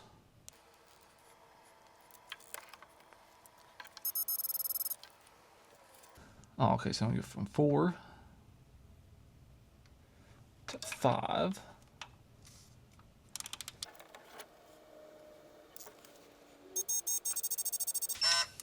I don't know why it starts beeping so early. It starts going crazy at like 40 foot-pounds when you got 6 left.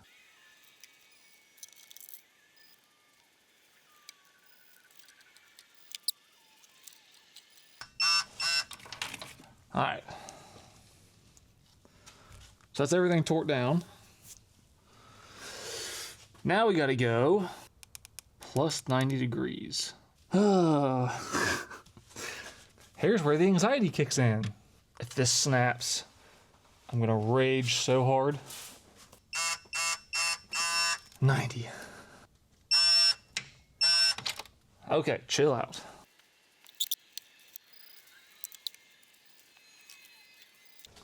Whew.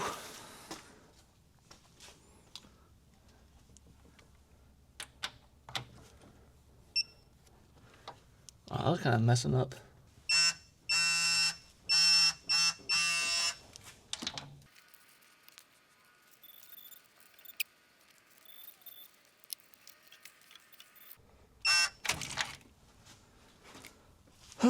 One more.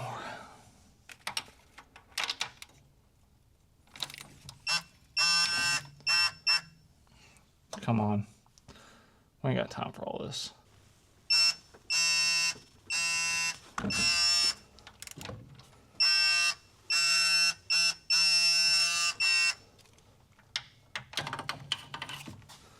All right.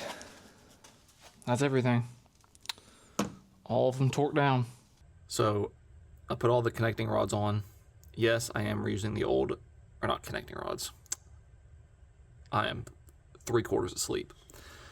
Rocker arms. I'm reusing the old rocker arms. I'm pretty sure I told you guys I got new push rods though, because this one, I'm sure you remember, was like stuck out, like jammed between the rocker arm. So I probably should have got at least one new rocker arm for that one, but they all felt fine. They all felt exactly the same. And whenever I was looking them up, each rocker arm was, for new ones, I think they were like $88 or $98 a piece, something like that. I'm not spending that much money on this thing. I'm sure these will be fine. If not, then they're not going to be, it won't be that hard to just get back in here and change them out real fast. What else? The next thing that I'm going to do is I want to get the valve cover on, because My goal for tonight is I want to hear this thing run. So I'm going to do the bare minimum to at least hear this thing run for, even if it's 30 seconds, I just want to hear it run. So I'm going to get the valve cover on, exhaust manifold on. I think we'll start there once we get, depending on these exhaust manifold bolts, to get them off was ridiculous. Not, well, it wasn't ridiculous. There was one or two, I think the bottom one for this one and this one were just ridiculous. Not because they were stuck or anything, just because of the angle. You have to jam your hand in there to get to them. With all this loose, because I think this was mainly what was in the way, so with all this loose, you know, maybe those might go on a lot smoother. So I'm gonna start with that, and I'll get back with you whenever I'm somewhere so I can give an update. All right, now that we have everything on, cylinder 1 compression test. Let's see if this fixed our compression. Let's see if we're gonna be good.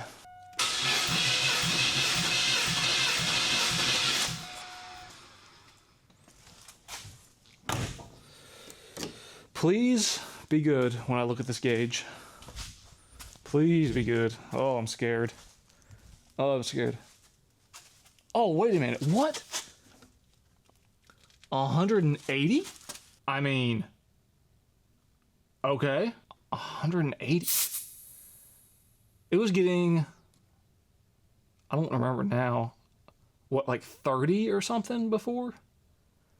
Or it was getting 0, and then I think when I took the rocker arms off, it was getting 30 without any rockers. Okay, so now 180. Hey, I'm not gonna complain.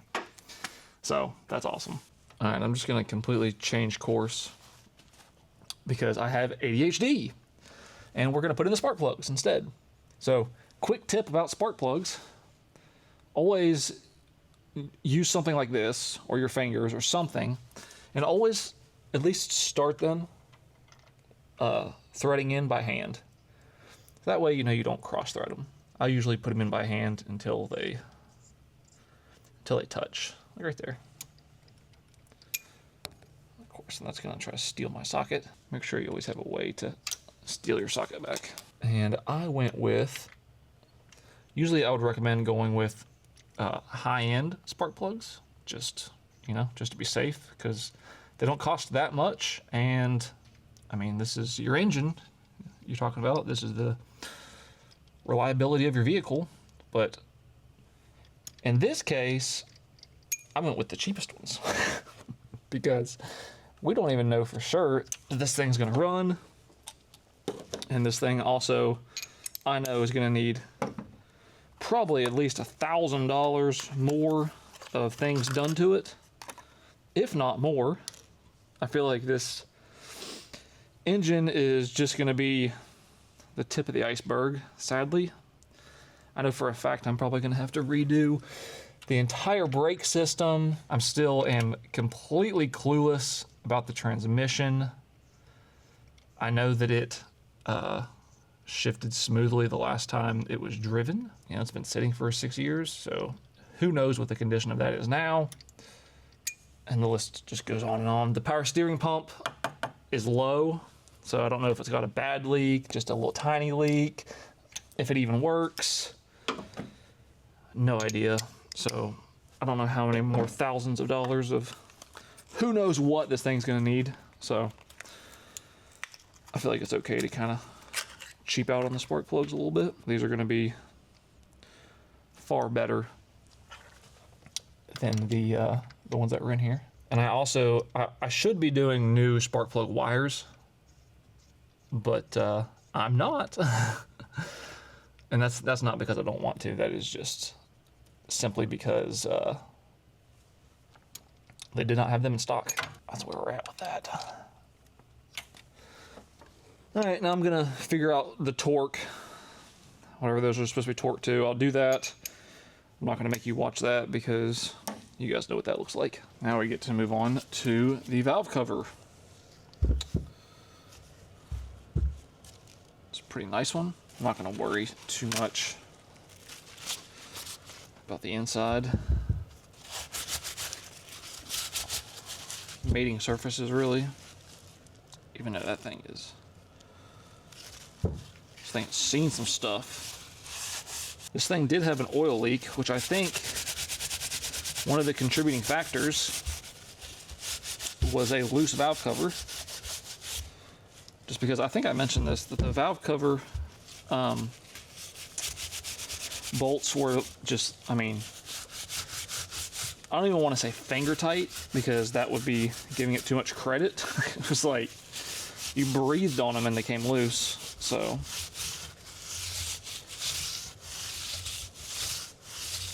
we'll be fixing that up for sure. I think brake cleaner might be the better option here.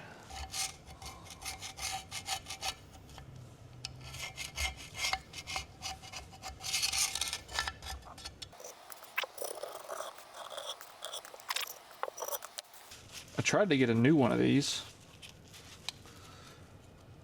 and I couldn't. Years and years and years of crud buildup. Okay, this is obviously going to take some time. Here's the most recent update. I put on some, I was going to film more, but I basically just put on some music and then just really got in the zone. And it's basically done. It's filled with coolant, changed out the oil, put all this nonsense back on. I just have some like air ducting stuff to do, and that's pretty much it. But I want to start it and let it run for maybe 20-30 minutes with this stuff off, so that way I have some room to work in case there's some leaks that spring or whatever. So I'm gonna start it up and then let it run outside for probably 20 minutes or so. But before we do that, before we can even get there, we got to finish where we started, back here. Because originally this was supposed to just be a fuel pump swap, which turned into a fuel tank, which turned into all this nonsense.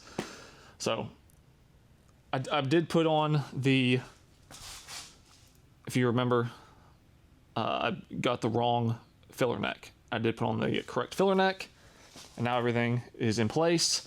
I also did, if you remember me saying, I heat shrinked those connections.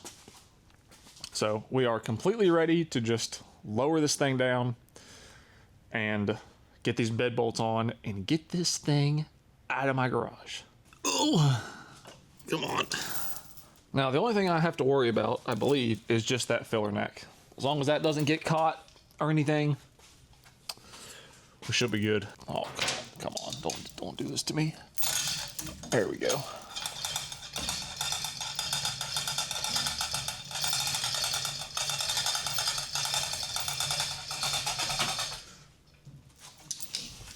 How lucky would I get if it just comes right down, right onto the, already went down too far? Huh. Anyway, how lucky would I be for it to just come down right into the holes it needs to? It was almost a two-person job. I wish I had like an electric one with a remote so I could just stand over there and do it.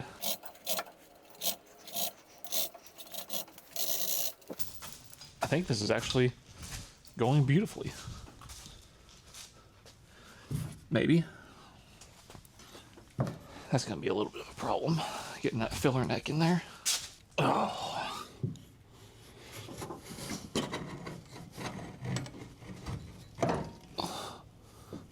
Oh, there we go. It's actually might be easier than I thought.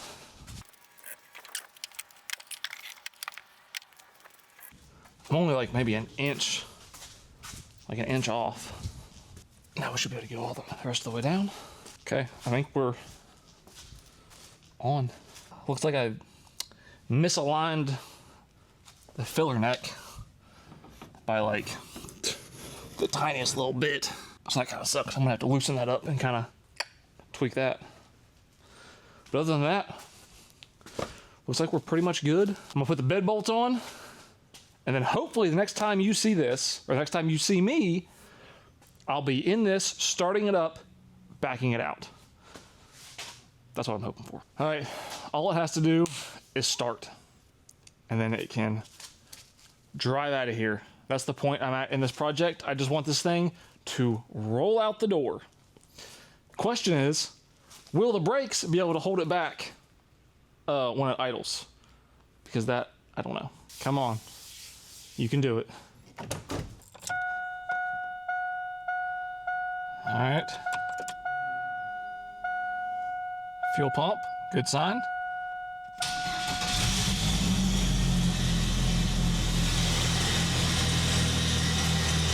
Look at that. It's amazing what happens whenever all the parts and pieces are working together. That's probably faster than this thing's ever started in its life. All right, let's back it outside. All right, let's see.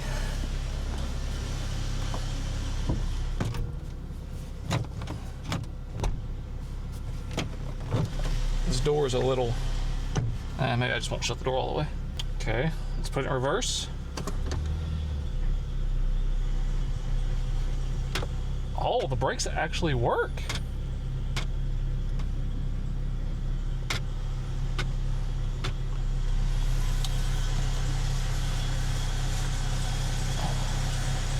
I cannot see anything with this mirror like this.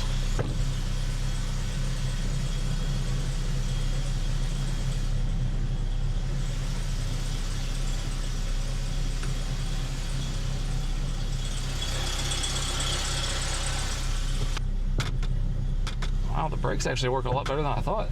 I don't know what else you could ask for. So here it is running. Obviously, like I said, I still haven't put that other stuff on yet, but I'm gonna let this run for 15, 20 minutes and we'll see what happens. I'll report back if there's any leaks or any problems. All right, the results are in. Everything's beautiful. Not one single leak. Everything runs good. It runs, it drives.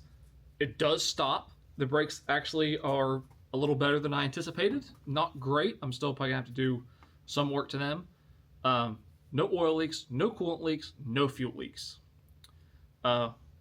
A fuel leak was my biggest fear because I wasn't entirely sure that I got the injectors seated exactly where they needed to be. And as far as I'm concerned, this thing's done. I have a couple little things to do to get it back to 100%, but I'm not going to make you suffer through that. I'm sure this video is probably already, it has to be close to 2 hours long at this point. Leave a comment down below. Did you enjoy this video? I know this is completely different than the stuff I usually do. So let me know in the comments, did you like this type of video and would you like to see more? And please just say no, that you hated it and you don't want to see any more because I don't like doing this stuff. So thank you guys for watching. Hope you enjoyed it. I'll see you in the next one.